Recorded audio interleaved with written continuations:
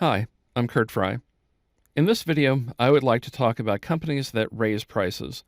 And I don't just mean a little, I mean a lot. Why would they do that? Well, let's take a look. The sample file that I will use is named Customer Pricing, and that's an Excel workbook you can download using the link that I provide in the video description below. My scenario is that a company spends money on customer service based on the number of customers that it has. The more customers, the more it costs, although because of infrastructure, it doesn't cost as much per customer. Also, they know that when they raise prices, they are going to reduce the number of customers that buy their product. So let's assume that you are a low-cost cell phone or mobile service. If you charge $24.95 a month, you will have 300,000 customers. If you go up to $29.95, you'll get 250,000. $34.95 gets you 225, and continuing on. You also have to support those customers, or at least spend money to pretend you do. So over here under support, I have a number of customers and the average cost. So let's do some calculations to discover the revenue that we generate from certain numbers of customers, the total cost to support them, and then use a table to find the highest net profit after we subtract our cost from our revenue. I'll start by selecting cells C5 through C10, and I'm just going to multiply price by demand. So equal A5 times B5. My cells are selected, so I'll press Control Enter. And it looks like before we take customer support into account, the best price is $39.95 because that gives us the highest amount of revenue. Now let's do a similar cost for customer service. And what I've done is I have taken the various customer levels or demand and put them into a separate table.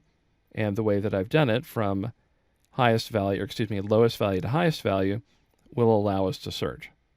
So in G5, I'll type equal, and I'll just multiply E5 by F5 and enter. So there's that cost.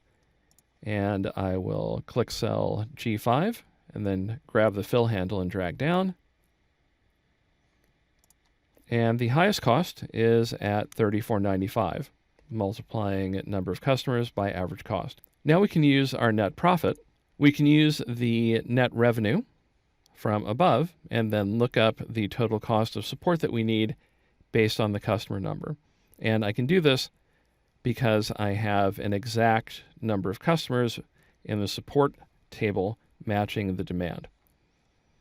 So in C14, I'll type equal. That will be C5 minus, and then we'll look up the support cost we need. So that'll be XLOOKUP.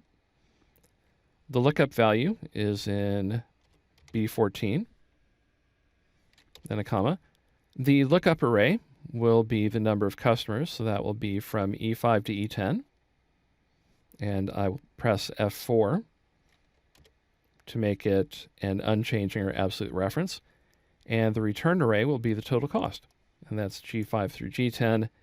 And again, I'll press F4. We don't need anything else, so I'll type array parentheses and enter. And I get this value, a little bit over $7 million. Then I'll click cell C14, grab the fill handle and drag down. And we can see the total with the highest net profit. And it turns out that here, the best price is also the highest revenue, which is $39.95. But of course, if we had any different values in our table, we could absolutely get a different outcome here.